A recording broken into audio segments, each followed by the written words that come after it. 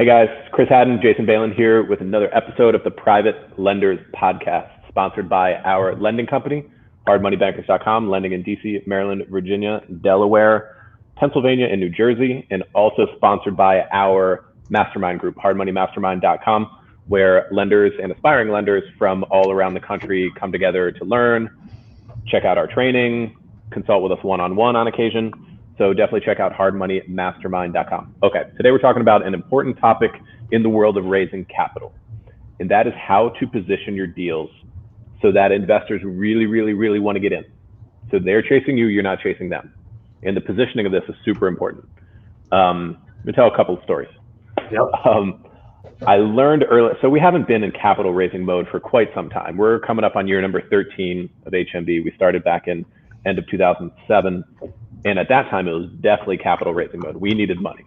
We needed money. There was not this institutional money. There was no credit lines coming at us. We've never used any of that stuff, by the way. We're all private capital. But we had to raise it then. We had deals coming in that we needed to fund. And something that I learned very early on was that if investors see that you need the money, they get nervous about investing in your deals. And the opposite is true. If investors see that you do not need the money, they want in. They want in. So one assumption that we got to go based on is assuming that you're doing good deals. Nobody's talking about putting people into risky and sketchy sort of stuff. Let's assume your deal's solid. It's what it should be. The right amount of cash, the right kind of borrower, collateral, like the 4 C's, all boxes are checked. We're assuming it's a good deal, okay? Yep. But the positioning can absolutely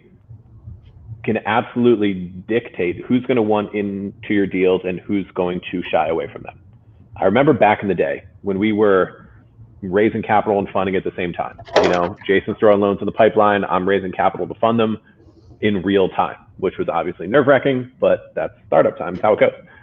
And I remember one conversation we had. I had an investor meeting. We had lunch or something like that. We had plenty of deals coming up the next week. And we were talking in the office after that lunch. And I'm like, yeah, this guy could be good. He's got some assets. He likes what we're doing. I'm taking him through my step-by-step process of getting him on board. And Jason's like, cool. Does he want to fund the Main Street deal next week? I'm like, I can't offer it to him. It's too soon. Yes, in a perfect world, you'd be like, all right, you like hard money loans? Here's one for you. But that's not the way human psychology works, right? That would make an investor nervous. If we were like, oh, we have a deal that's not yet funded closing next week, they'd be like, really? But the opposite is true. So like the positioning goes like this. I could talk about this all day. And I even had an example from this morning that I'm going to tell you about. It's what made me think about this topic for today. The response is always, we're well capitalized at the moment, but we are growing. So we're going to have some availability in the near future. I'll circle back with you soon. I'll let you know when we have something live. Like that's already after you presented, here's what we do. Here's our pitch deck. Here's what blah, blah, blah. That being said, we can't take your money on right now. We're full on capital. And that's going to make an investor think, oh, there's clearly a demand for this. People really want this. And as like in essence, like a friends, family, business associate fund like we are, they want in. They want into that club. It's a closed group. We're not Vanguard. You can't just invest in our fund anytime you want, right? Nothing on our website about investing. It's totally exclusive. The exclusivity is huge when it comes to raising capital effectively and not spinning your wheels and keeping people around for a long time. Yeah, and I think the crazy thing is we learned this firsthand, kind of just out of necessity without even realizing it. And I think there's a lot of value in understanding that, and after you learn it, because it works in so many different things. It works in a lot of things kind of in life related to the exclusivity and people want what they can't have. And in general, if you get off on the wrong foot with your capital investors, they will eat you alive. They will. They'll dictate everything. They're sharp. Yeah, they'll dictate everything. It's got to be positioned that you're doing them a favor, not they're doing you a favor on these things. After that principle was learned, investors have never said no on any deal since then, right? So like there's no need to. They can't say no, right? It's here's a deal I have for you. I'll take it. It's that simple. Never say no. If they have capital available and there's a deal available, there you go. There's your deal. Here's your option. There's your deal. if you don't want it, you're out of the game. So it's very interesting how that works.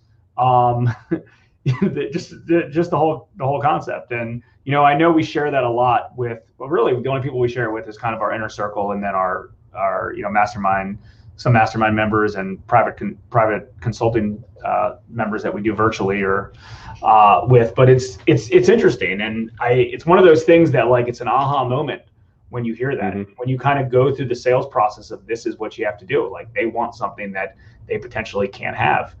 And it's very, very interesting. And it's actually even, this might not be relevant to a lot of people listening, because a lot of people listening are probably looking for additional ways to raise capital, but it's just interesting in general. Yesterday I was having a conversation with an extremely high net worth individual, and not like we're looking to raise capital. We haven't raised capital in years and haven't needed to, but like, he was very curious of our business and he understood it. And like, you could just see he's like dying to figure out a way to get in and put up capital. And I'm like, and you don't think that like demands some sort of respect when we're like, yeah, we haven't raised capital in like the last 10 years. We haven't really needed to, it's grown ourselves. And like, mind blown. It was kind of like, what do I have to do to get in? And this is a guy that I just kind of met. I'm like, I just, right. Unfortunately, you just can't. Like, there's just, and you'll learn, and I would say that most successful hard money lenders will tell you this, that there's more capital out there than deals out there. All successful hard money lenders are really chasing good investments to deploy capital through. That's the tricky part. And it's hard to see that when you're starting out. And it's hard to see that when people don't believe it. Nobody believes it. But I will tell you that all rich people are looking for, good deals to deploy their money in, and they don't have enough of them. They need them. They need deals to make a safe, solid return. They need them. And if you have the deals, you can obviously provide that. And if you follow the formula, it shouldn't be hard. But mind you, like we were saying before, psychology has a lot to do with it. If Jason was on that golf course with that guy yesterday, looking like he needed capital or like trying to like raise it, he would have had a different thought about it. But the fact that he just positioned is like, we don't raise capital anymore. We're pretty much full. And that's the way it goes. All of a sudden the guy wants it, right? And it takes some, so here's the tricky part. When you're in the position like us, and we've been doing this for a long time, the reality is we do have too much capital. I have people who hit me up every week want to deploy, right? But the difficult part is, if you're not there yet, you still have to position it in the same way. Even if you do need the money, you have to handle it in the right way. Like, for example, just this morning, I got an email from the operations manager for a IRA company we work with, here, local IRA custodian that handles self-directed IRAs. And we have a number of clients there. So we've gotten to know each other. And the ops manager emailed me this morning and says, hey, my husband has $100K in his self-directed IRA, needs some deals. Do you have any notes that we could fund? And I was like, I'm happy to hook you up. Her name's Lisa. I'm like, Lisa, I'm happy to hook you up. You take care of our clients for sure. I don't have any availability right now. We're pretty full on capital, but I'll circle back soon and I'll let you know what we can do. I used that line back in 2008 and 2009 when we did need the money, but I needed to position it in the right way so that they would want it, right? If I was like, yep, I got your deal, closing tomorrow, how quick can you give me the money? They would get nervous. They would get nervous. You can't handle it that way. So here, you have to, it takes some balls to position it in the right way, but you have to.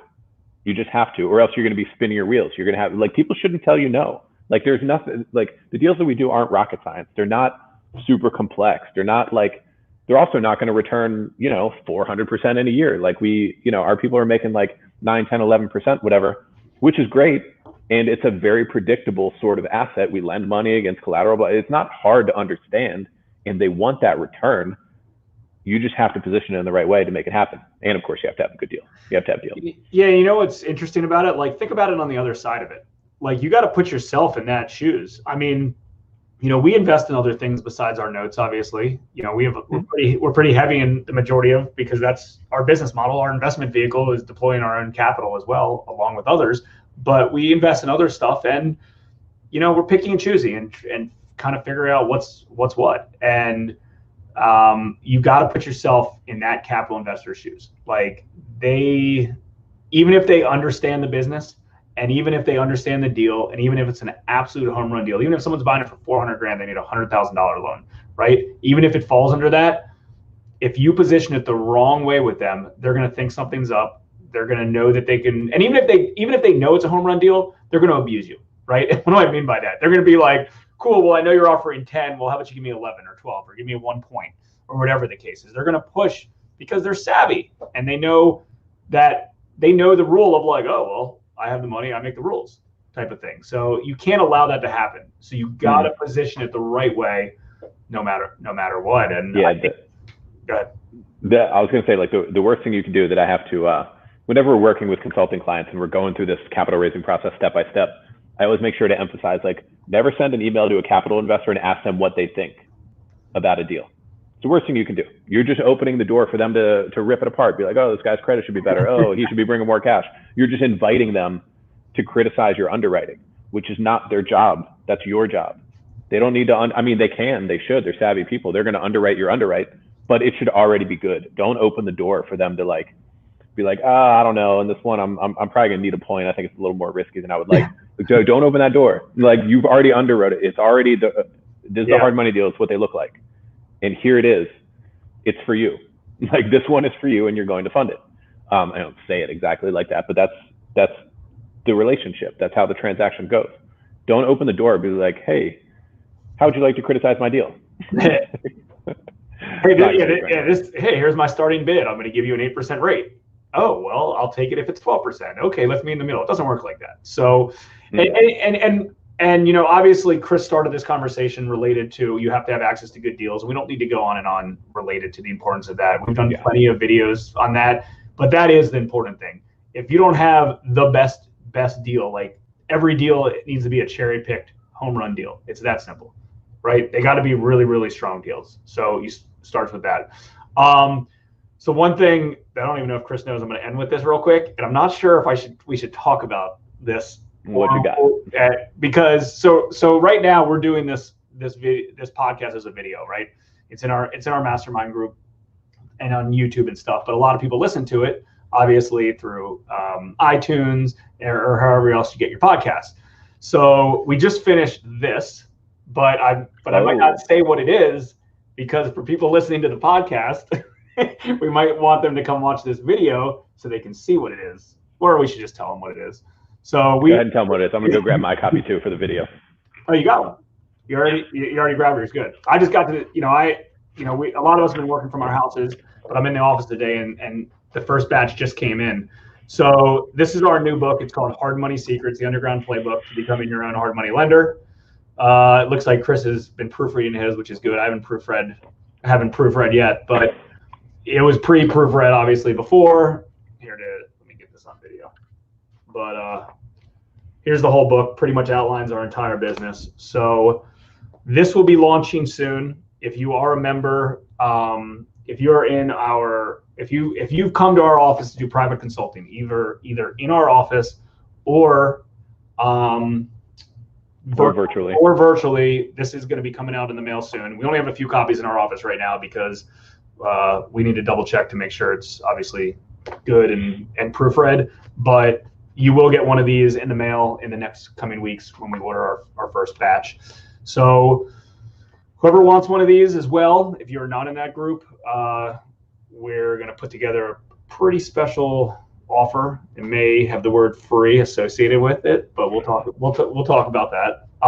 So just want to tell everybody that our book, Hard Money Secrets: The Underground Playbook to Become a Hard Money Lender, will be available soon, and we'll get you, whoever wants copies, we will get them out. Good deal. Stay tuned. So, all right. Well, I hope you enjoyed this week's Private Lenders podcast, and stay tuned for this because we will be right back at it next week. Okay.